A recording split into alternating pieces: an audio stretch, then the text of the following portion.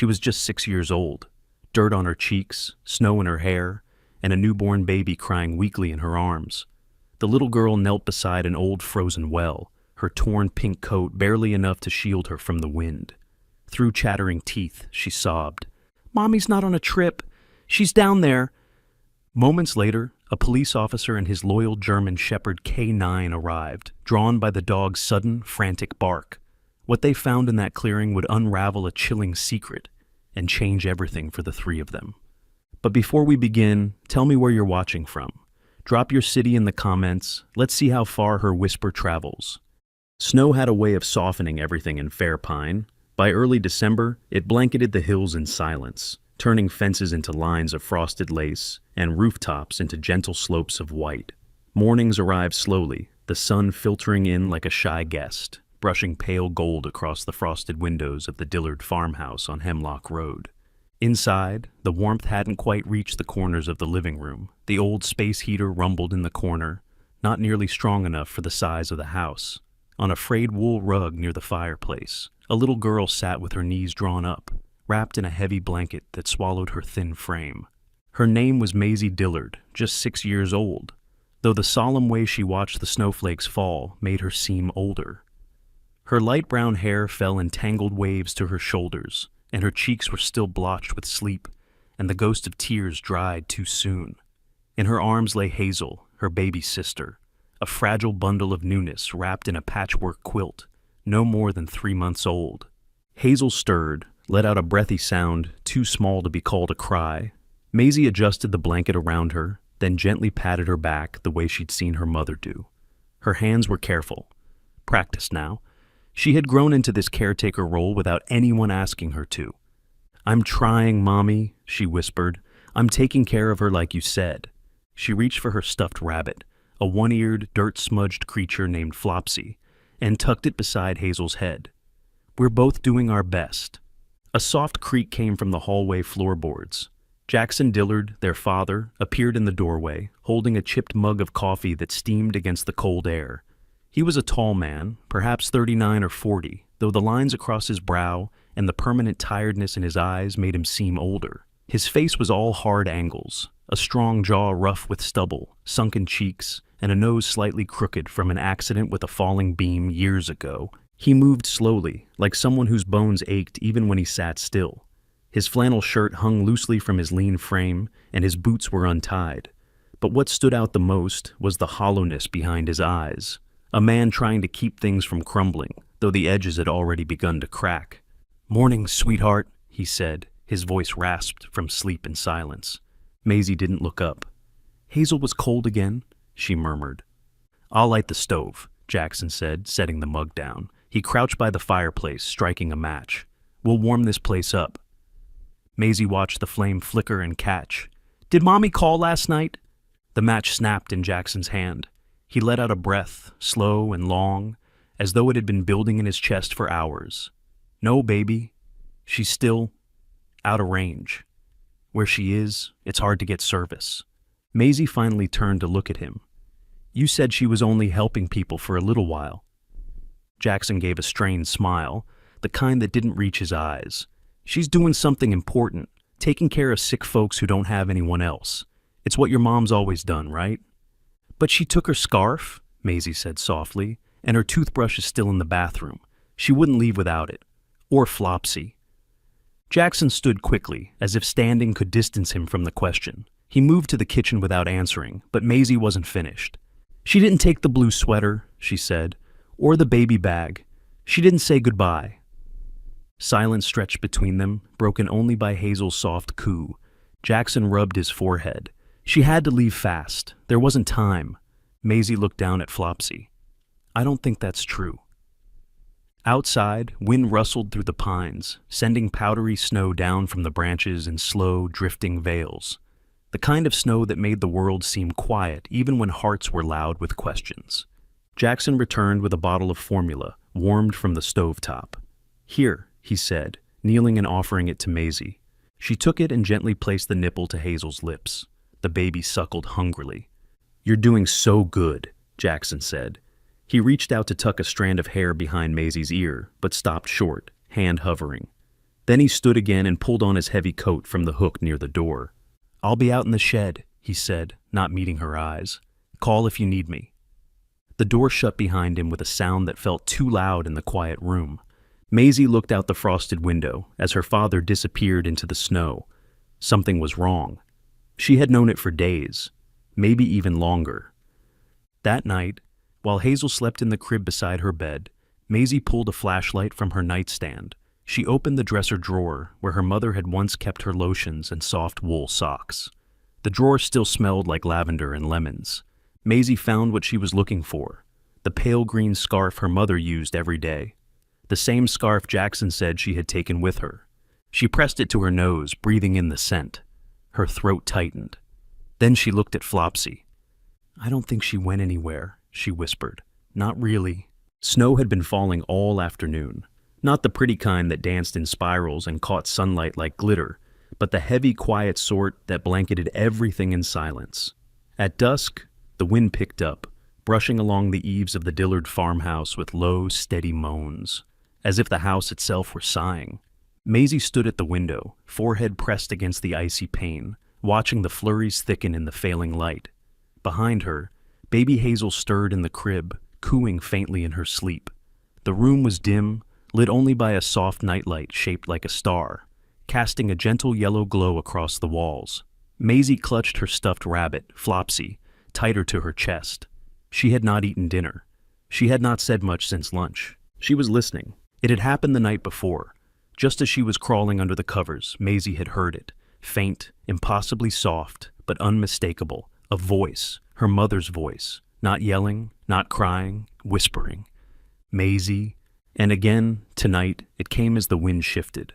Not a sound in her ears exactly, but something deep in her chest, the way you feel music in your ribs. Her eyes filled with tears, but she blinked them away. She waited until Hazel was fully asleep, breathing in little puffs. Then she bundled herself in the red coat that used to belong to her cousin and tugged on mismatched boots. She didn't wake her father. She didn't want to. He'd been in his room since afternoon, the door closed, lights off. Maisie had knocked once, and he'd answered too quickly, voice flat, tight. "I'm resting. Go take care of your sister."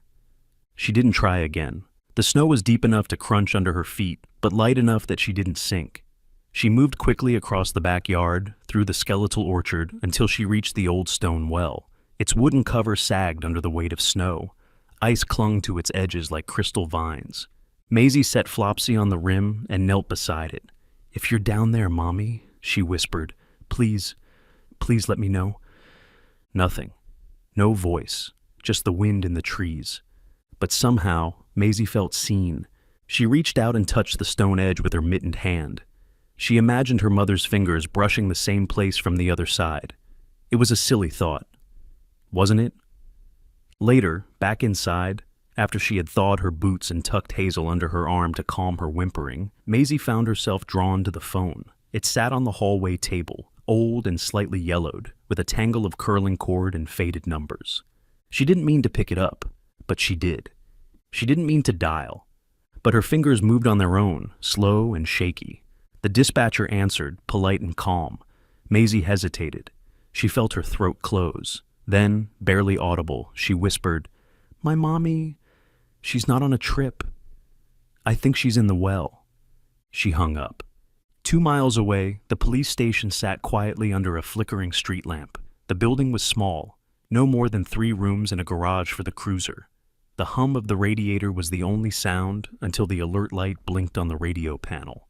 Deputy Grant Foster was sitting at his desk, reading over shift logs with a half-eaten sandwich beside him. A seasoned man in his late 40s, Grant had a thick, squared frame built more from years of fieldwork than from gym vanity. His face was hard, defined jaw, sharp brow, a nose that had broken twice and never quite reset right. His beard was always close-cropped and streaked with gray, matching his military-style haircut. His eyes, however, betrayed something softer. Not weakness, but empathy hard-won through years of service, both overseas and back home. After 2 tours with the Marines, Grant had returned to Fairpine to bury his brother, a firefighter lost in a cabin collapse, and never left. Grief had worn him thin at first, but time and a deeply instilled sense of duty gave him steadiness again. He didn't flinch at blood, but the cry of a child always made his breath catch. At the sound of the dispatcher's voice over the intercom, he sat up. A young girl, possibly 6 or 7, called from the Dillard residence, the dispatcher said, mentioned something about her mother in the well. The line dropped. Grant's eyes narrowed. He glanced toward the back of the station. Ranger, he called. From the shadows near the heater, a dark figure stirred. Ranger, a retired German Shepherd K9, stretched and stood, shaking out his thick sable coat. At 8 years old, he moved slower now, with a slight drag in one leg from an old injury, but his mind was as sharp as ever. He padded toward Grant with quiet purpose. Grant grabbed his keys, shrugged on his winter jacket, and clipped the leash to Ranger's harness, though they both knew it was rarely needed. Let's go, he said. Outside, the cruiser growled to life. The windshield wipers squeaked across glass already frosting again. Grant radioed back to dispatch. Heading to the Dillard property. Welfare check. Might be nothing, but... He didn't finish the sentence. He had a feeling it wasn't nothing. Back at the farmhouse, Jackson Dillard stood in the kitchen, hands gripping the counter so hard his knuckles turned white. The kitchen light flickered behind him, catching the hard planes of his face. He hadn't shaved in days, and the hollows beneath his eyes deepened with every hour. His shoulders were broad but slouched, like he was carrying something too heavy to set down. He'd heard Maisie slip outside. He'd even stood by the window, watching her small figure vanish into the trees. He hadn't followed. He told himself she needed space, that kids wander. But the truth gnawed at him. The scarf. The damn scarf. He should have thrown it away. Maisie had found it in the drawer where he'd hidden it weeks ago. He had no idea why he hadn't buried it deep in the shed or burned it or, God, anything but leave it where she could find it. But maybe he hadn't wanted to let go of it either. He thought he could protect her with a lie. What else was he supposed to do? Tell a 6-year-old that her mother had been taken away because she'd stopped recognizing her own baby? That she'd stood in the middle of the kitchen one night, barefoot in the snow, murmuring to someone who wasn't there? Jackson slammed his hand against the counter, then winced. Hazel cried from the other room. Maisie hadn't come back in yet. He felt the first pang of panic rise in his chest. Then headlights swept across the window. A patrol cruiser pulled into the drive. The cruiser crunched to a stop just beyond the Dillard farmhouse. Snow flurries danced in the air, swirling under the yellowish light of the porch, while the horizon was slowly dissolving into the inky blue of early night. Ranger was out of the back seat before Grant had unbuckled, bounding toward the back of the house, with an energy that surprised even his seasoned handler. "Easy, boy," Grant muttered, slamming the door and following with flashlight in hand. He rounded the corner and immediately spotted the well. Its silhouette was unmistakable, a relic of another time, ringed in fresh snow and ghosted by moonlight. But it wasn't the well that drew Grant's attention. It was Ranger's behavior.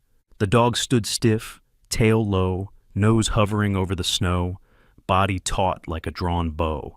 He let out a low growl, not of threat, but of alertness. His paw scratched gently at something half buried near the base of the well. Grant approached slowly, crouched, and shone his flashlight downward. There it was. A faded knitted scarf, half soaked, stained dark with dirt and something else. Something that looked like blood, or rust, or both. The pattern was familiar, a soft rose-colored thread with a loose weave snagged on the edge.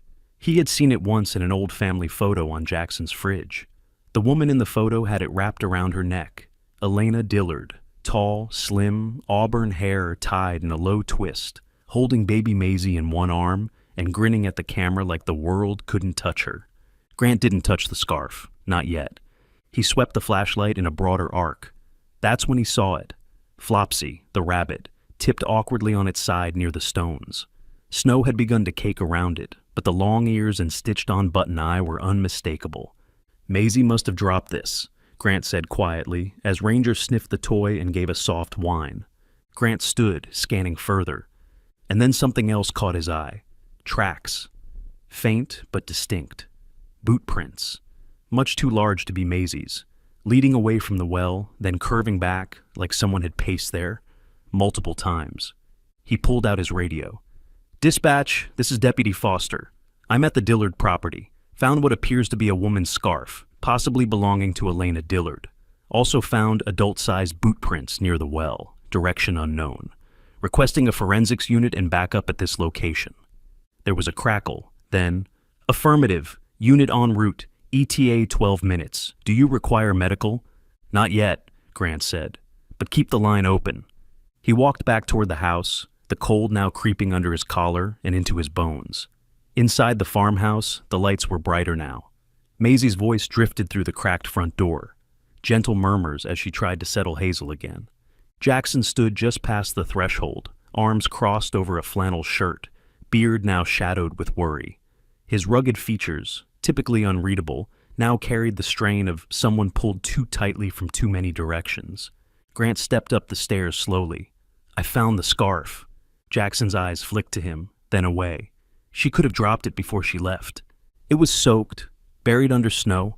Doesn't look like it was there for weeks. Jackson tensed. Okay, maybe she forgot it. I told you, she left in a hurry. She wasn't well. Grant's gaze hardened. Then why are there adult-sized footprints around the well, Jackson? You been out back recently? Jackson hesitated too long. No, he said finally. No, not me. Grant didn't press further. Not yet. Maisie appeared in the doorway behind her father, clutching Hazel and rubbing at her own eyes. Did you find Flopsy? She asked quietly. Grant softened. I did, sweet pea. He's just a little wet, but I'll bring him inside, okay? Was Mommy there? She whispered, so softly that it nearly vanished into the air. Jackson turned quickly. Maisie! But Grant held up a hand. Not now. Maisie's eyes were huge in her face, cheeks pale from cold, lips dry. I heard her. Grant stepped inside, kneeled so his face met hers. I believe you heard something. That's why I'm here, all right? We're gonna figure this out. She nodded, fingers tightening around Hazel's onesie. As Maisie and Hazel returned to their room, Grant stood slowly and turned to Jackson. Look, if there's something you're not telling me, now's the time. I'm not here to destroy your family. I'm here to protect what's left of it. Jackson stared at him, lips parted, and for a moment it looked like he might break. But then something flickered behind his eyes. Fear, or guilt, or something darker. I've told you what I know, he said, voice flat. Behind them, Ranger stood near the threshold again, still watching the door, still wary. And outside, the scarf lay where Grant had left it, silent, soaked, half buried in truth. The wind had calmed by morning, but the cold was sharper, like the snow had settled with purpose. Sunlight glinted off the icy branches outside the Dillard farmhouse, turning everything into a crystal garden too delicate to touch. Inside, the air was tense, silent save for the ticking clock and the occasional whimper from Hazel in her crib. Deputy Grant stood by the kitchen table, gently drying the rabbit with a soft towel. Flopsy's left ear was still damp, but otherwise intact. He studied it more carefully now, not just as a child's toy, but as a possible clue. The stitching was uneven in parts, particularly along the underside. There was something strange about the way the seam curved, too clean, too deliberate. Maisie, he said softly. The little girl sat on the couch with her legs curled under her. Hazel bundled against her side. She looked smaller than she had the night before, her red coat draped around her like a blanket, eyes hollow from sleeplessness. Yes, she said, voice barely above a whisper. Grant knelt beside her and held up Flopsy. You said something yesterday, that Flopsy was where Mommy used to hide important things. Maisie nodded slowly. Sometimes, when she didn't want Daddy to find something, like a ring or a note, she'd stitch it into Flopsy's tummy, but just little things. Grant turned the rabbit over again, eyes narrowing at the uneven stitching along the belly.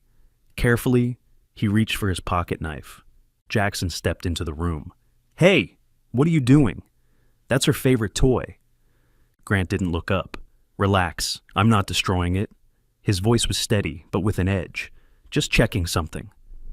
Maisie didn't flinch. She only nodded again. With practiced precision, Grant cut a short line along the seam and peeled the soft fabric aside. There, tucked between the stuffing, was a small folded slip of paper, yellowed slightly and creased from age. He pulled it out with tweezers from his kit, careful not to tear it. The note was short. In rushed handwriting, Dr. Miranda Ellis, urgent, 802-555-9132. Grant stared at it for a long moment. The name rang a faint bell.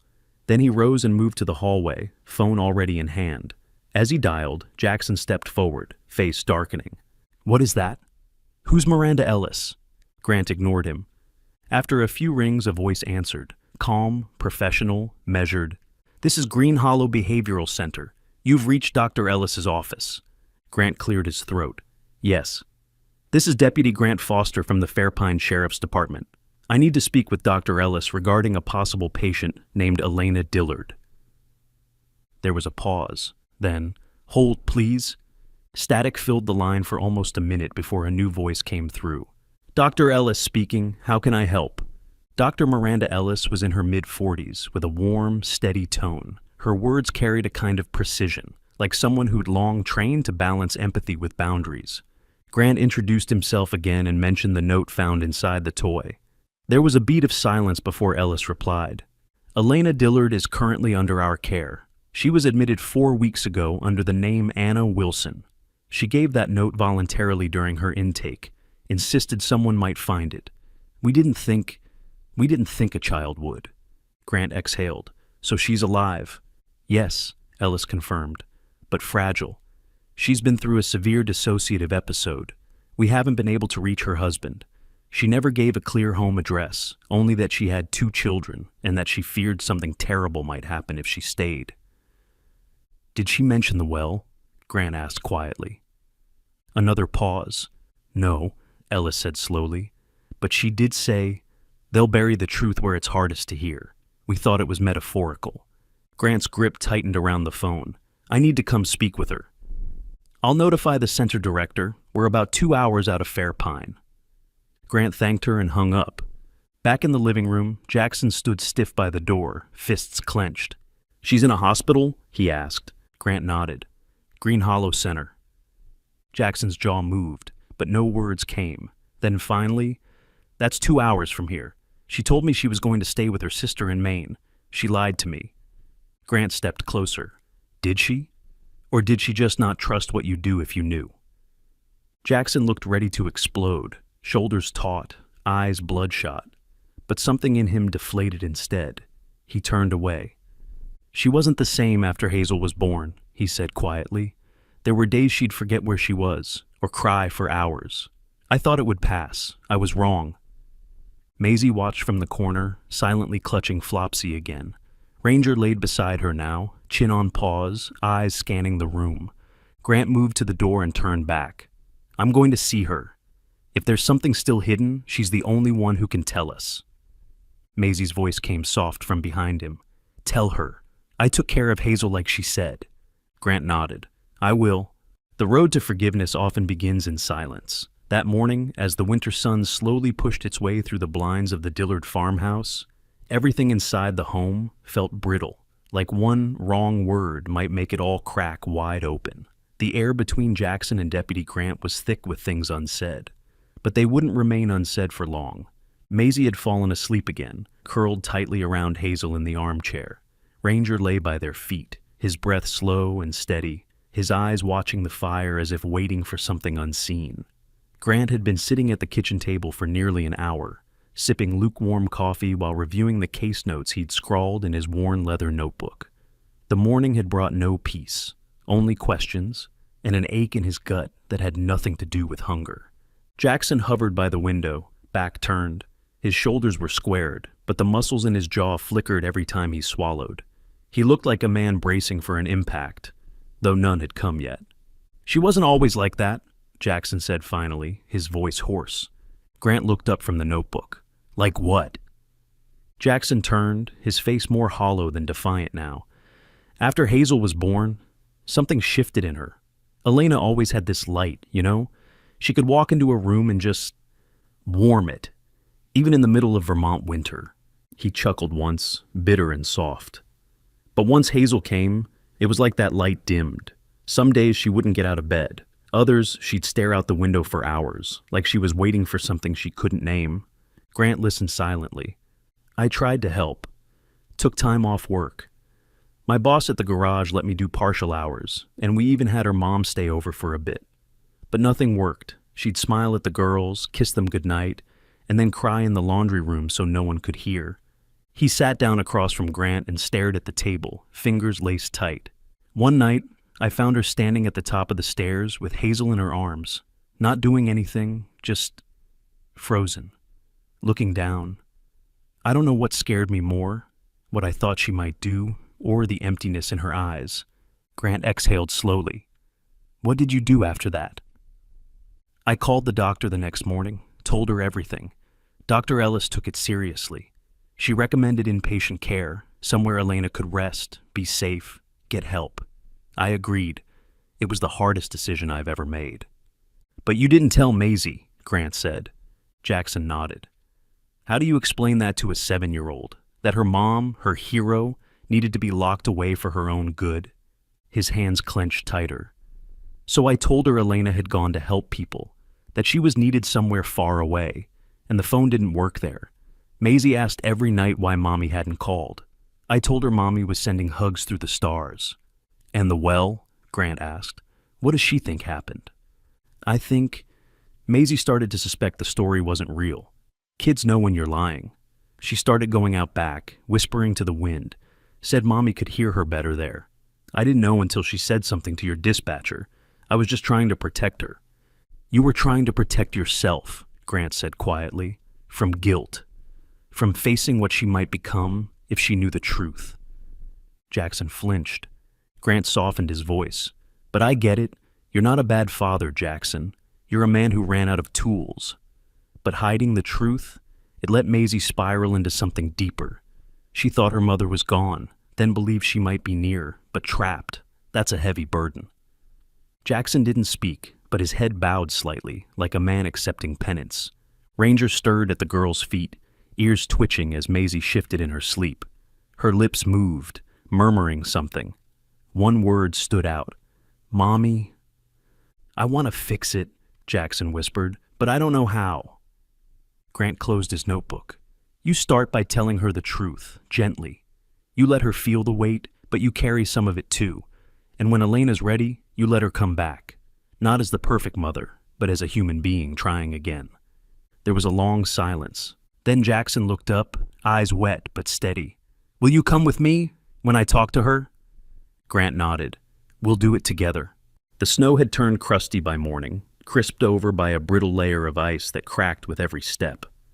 Grant trudged through the Dillard backyard with Ranger at his side, both quiet, both wary. The sun barely filtered through a veil of gray, casting the landscape in pale steel light. Near the well, Ranger slowed. His nose hovered just above the frozen ground, snorting softly before his ears perked. Then he barked once, sharp, deliberate. Grant knelt beside him. What is it, boy? He murmured, pulling on latex gloves. Ranger pawed gently at the edge of the stones that circled the well. Grant leaned in, brushing aside a layer of crusted snow and grit. That's when he saw it. A small dark patch barely the size of a thumbprint, deep maroon against the stones. Dried blood. Not new, but not months old either. He reached for a sterile swab and took a sample. Ranger continued circling, sniffing with rising intensity. Then he stopped and barked again, this time at a clump of dry grass just a few feet from the well. Grant followed, crouched again, and brushed away the frost. Tangled in the yellowed blades of grass was something fine and unmistakable, a strand of long chestnut hair, glinting auburn in the light. He held it up carefully, too long to be from Hazel or Maisie. And Elena's hair, he recalled, had a different tone, more red than brown. Back inside the farmhouse, Jackson held Hazel in one arm while feeding her a bottle with the other. He looked up when Grant entered, eyes narrowing at the evidence bag. You said no one else was around this property since Elena left, Grant said, setting the bag on the table. That's right, Jackson replied, tone defensive but weary. No visitors, no deliveries, no one asking questions? Jackson shook his head slowly. Not that I remember. But someone else did. From the hallway came a new voice, shaky but firm. I remember someone, said Iris Monroe, the Dillards' longtime neighbor and Maisie's honorary grandmother. Iris was in her late 60s, her body thin and wiry from years of tending her own land. She had thick white hair she never bothered to dye, tied back in a messy bun, and a face full of character lines like branches on a winter tree. Iris didn't speak unless it mattered, and when she did, you listened. "I didn't think much of it at the time," she said as she entered, gripping a folded scarf in her veined hands. "But maybe now it means something." Grant rose as she sat. "Few weeks back, maybe late November, I saw a woman outside your place, Jackson. She was just standing there near the road. Thought she was one of Elena's relatives, maybe come to check on you. When I asked who she was, she said she was Elena's cousin. Didn't give a name, just said she was visiting, but she didn't come inside, just walked the perimeter, looking at the trees, and then she left." Jackson blinked. "I didn't hear about that." "You weren't home," Iris replied. "It was just before dusk. She had on a green coat with fur trim, hair to her shoulders, brown, but her eyes—" Iris frowned. Something off about her eyes. Too still, too cold, like she was watching through you. Grant made a note in his book. "Did she have a car?" "Yeah, black SUV, no plates I could see, parked down by the tree line." Grant's mind raced. If this woman wasn't family, who was she? And why had she come asking for Elena weeks after Elena was admitted under a false name? He turned to Ranger, who was now sitting alert, as if understanding something larger than any human had yet grasped. Grant turned back to Iris. "You said she walked around the house?" "Yes. Specifically the back. She kept looking at the old well. I thought it was odd, but I didn't want to pry." Grant nodded grimly. Back in town that afternoon, Grant stopped by the sheriff's office. He reviewed camera footage from traffic intersections, searching for any sign of a black SUV with missing plates around the days Iris mentioned. Most cameras were snowed over or blurred, but one image, grainy and distant, showed a dark vehicle pulling into a nearby gas station. It was dated 5 days after Elena's admission. He took the still and ran a partial facial recognition with what little was visible of the woman's profile. The system came back with nothing conclusive. Whoever she was careful. Invisible to official records. That night, Grant sat in his cruiser outside the Dillard farmhouse, notebook in lap, Ranger asleep beside him. His pen hovered over the page. Elena's cousin? Or someone else entirely? The blood and hair near the well suggested a confrontation, something that had happened after Elena's departure. But why? Was this woman looking for Elena, trying to find something she left behind? Or was she never interested in Elena at all, but in Maisie? He looked back toward the window where Maisie's silhouette was visible, holding Flopsy, her chin resting against Hazel's head. Whatever was coming, it wasn't over. The first snow of the evening was falling in slow, deliberate flakes, brushing the windshield of Deputy Grant's cruiser as he pulled into the long driveway of the North Hollow Recovery Center. The facility stood tucked behind a curtain of pines, its structure quiet and modest, with high windows that reflected nothing but sky. Warm light glowed from inside, a stark contrast to the frigid gray landscape outside. Ranger, now visibly restless, whined softly as Grant turned off the engine. The German Shepherd, strong and sleek at 6 years old, had thick sable fur dusted with snow and intelligent amber eyes that hadn't missed a single detail since the day began. Inside the center, a receptionist guided Grant down a quiet hallway where wood-paneled walls muted every sound. They stopped at a door with a brass plaque that read, "Dr. Miranda Ellis, Clinical Director." Miranda opened it before he could knock. She was a woman in her early 50s, tall and composed, with pale olive skin and short silver-streaked hair pulled into a low twist. Her eyes were gray-blue, sharp behind her wire-rimmed glasses. She wore a charcoal cardigan over a black dress, and her voice was calm, measured, the kind you could trust even on your worst day. "You must be Deputy Grant," she said, motioning him inside. Grant nodded, stepping in with Ranger at his heel. "I believe you've been treating a patient who checked in under the name Elena Hargrave." Miranda closed the door and sat behind her desk, folding her hands. "She's resting now. Her condition is fragile, but improving.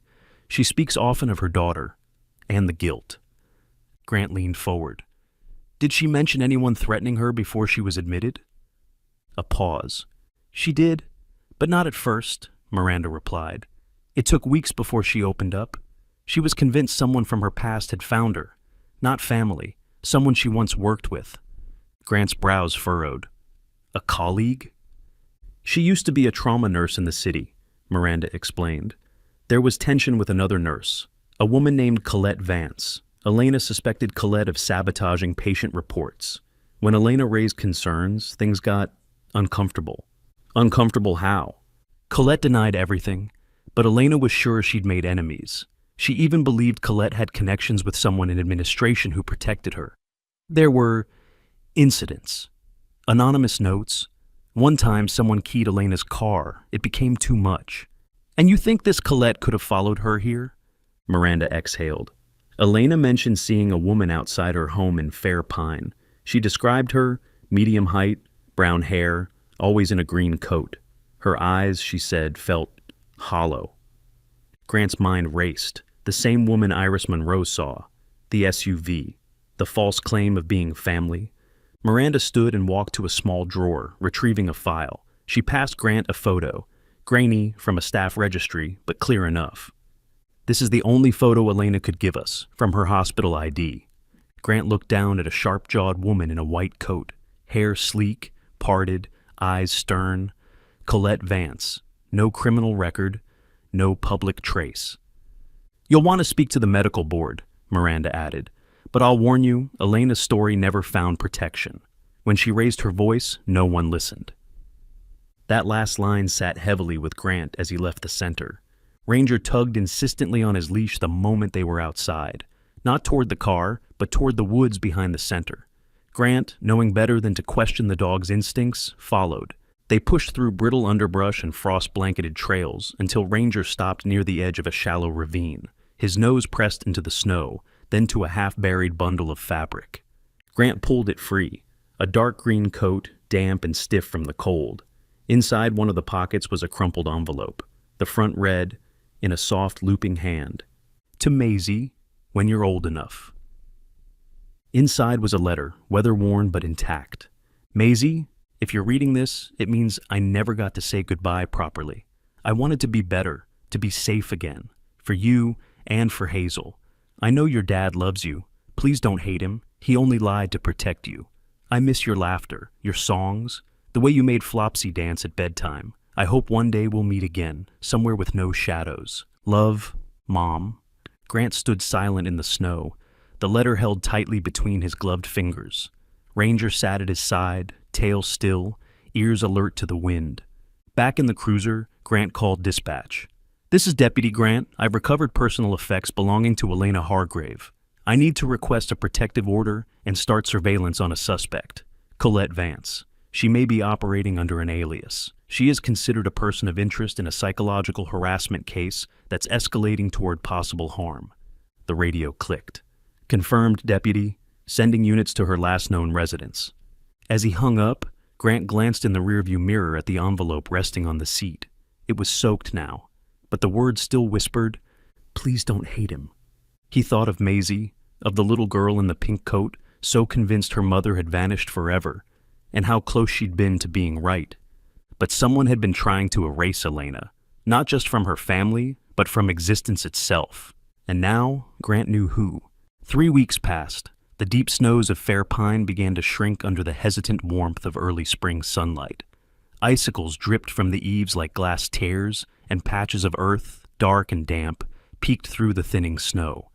The air still carried the bite of winter, but in it was also the whisper of something gentler. Return, rebirth. That morning, the old Dillard house stirred differently. Jackson stood in the kitchen, his rough hands shaking slightly, as he poured coffee into a chipped mug. His beard had been trimmed, his eyes still weary, but steadier now. He wore a faded flannel shirt and jeans, clothes that once made him look rugged. Today, they simply made him look hopeful.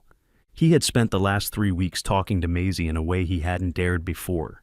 He had answered questions slowly, with pauses long enough for tears to fill. But she had asked, and he had promised not to lie anymore. Hazel, now nearly 4 months old, cooed from the crib in the living room, her cheeks fuller and rosier. Maisie sat on the rug beside her, braiding the soft ears of Flopsy with newfound seriousness. She wore her favorite sweater, too short on the sleeves, and a new red scarf that Deputy Grant had brought her from the town's winter festival. She didn't ask if her mother was coming home today. She knew. Ranger barked once by the front window. He'd grown restless all morning, pacing near the porch. The 4-year-old German shepherd had become the silent guardian of the household since that night near the well. Jackson scratched behind the dog's ears and whispered, "She's on her way, buddy." Outside, the driveway was slushy and half melted, tire tracks softening in the wet snow. A gray car pulled in, the kind therapists drove, functional, quiet, inconspicuous. The door opened slowly. Elena stepped out. She was thinner, pale, and her walk was cautious. Her dark brown hair was tucked beneath a wool hat, her long gray coat billowing in the wind. But her face, though tired, was alight. Her eyes searched the porch and then the yard, where a blur of color dashed toward her through the snow. "Mommy!" Maisie, holding Hazel in both arms like a sacred bundle, raced across the driveway, slipping once in the slush, but never stopping. Elena dropped to her knees in the snow, arms outstretched. When they collided, it wasn't with impact, but with a collapse, a surrender into warmth and memory and forgiveness. Maisie pressed her face against her mother's neck. Hazel whimpered softly, as if recognizing the scent of someone long lost. "I waited," Maisie choked. "Me and Hazel, we waited every day." "I know, baby," Elena whispered, tears streaking down her cheeks. "I'm here now. I'm right here." Behind them, Jackson walked down the steps slowly, his breath visible in the cold. He stood a few feet away, unsure if he belonged in the embrace. But Elena looked up and reached for him, and in her eyes there was no blame, only understanding forged through suffering. "I'm sorry," Jackson said softly. "I should have told the truth sooner. I thought I was protecting them, but I was just scared." "I know," she replied, her voice trembling. "We all were." He knelt beside her, wrapping one arm around his daughter's, the other around the woman he had almost lost not to death, but to silence. From the porch, Ranger gave a small, satisfied bark. His tail wagged slowly, the tip brushing the floor like a metronome of peace. Later that day, Deputy Grant arrived in his patrol truck, parking just beyond the oak tree where the snow still lingered in stubborn patches. He stepped out, carrying a shovel. Grant was still as solid as ever. Square jaw, close-cut salt and pepper hair, hands large enough to grip fear and shake the truth loose. But today, he looked relaxed, even relieved. His uniform jacket was unzipped, and his badge caught the sunlight as he approached. "You ready?" he asked Jackson. Jackson nodded. Maisie held Elena's hand while watching her father and the deputy walk past the porch toward the old well. The snow had melted enough to reveal the full circle of stone once more, surrounded now by caution tape that fluttered lazily in the breeze. Together, the two men lifted the boards and stones, filling the mouth of the well with dirt, rock, and time. There was no body, no crime, no darkness beneath, just fear, confusion, and memory. And those, Jackson knew, had to be buried just as deeply. By late afternoon, the sun dipped low again, casting long shadows across the backyard. The well was gone. In its place stood a small wooden marker. Maisie had insisted on writing something on it with a black crayon. It read, "No more secrets live here." That night, the house felt warmer, not from the old heater, but from something else, something that came from holding hard things out in the open, from choosing each other over silence. Elena sang to Hazel while rocking her gently, her voice quiet but steady. Maisie sat curled beside Ranger, her head resting on the dog's flank. Jackson watched them all, heart full. He didn't know what tomorrow would bring. Therapy sessions would continue, trust would take time, but he did know one thing. They would face it together, and that, at last, was enough. Sometimes, the smallest voices carry the loudest prayers. A little girl in the snow, a teddy bear with a secret, a mother lost in the silence of her own mind, and a dog, loyal, unshaken, who refused to stop searching. This wasn't just a rescue. It was a reminder that even when we feel buried in fear, when truth seems too heavy to speak aloud, God sees, and sometimes he sends help in the form of a paw print, a whisper, or a child who refuses to give up. If this story touched your heart, don't keep it to yourself. Share it. Leave a comment about someone who once believed in you. And if you're new here, hit that subscribe button. Because stories like Maisie's, stories of hope, family, and faith, deserve to be heard. May God bless you and the people you love. And if you're in a storm right now, hold on. Even snow melts in the light.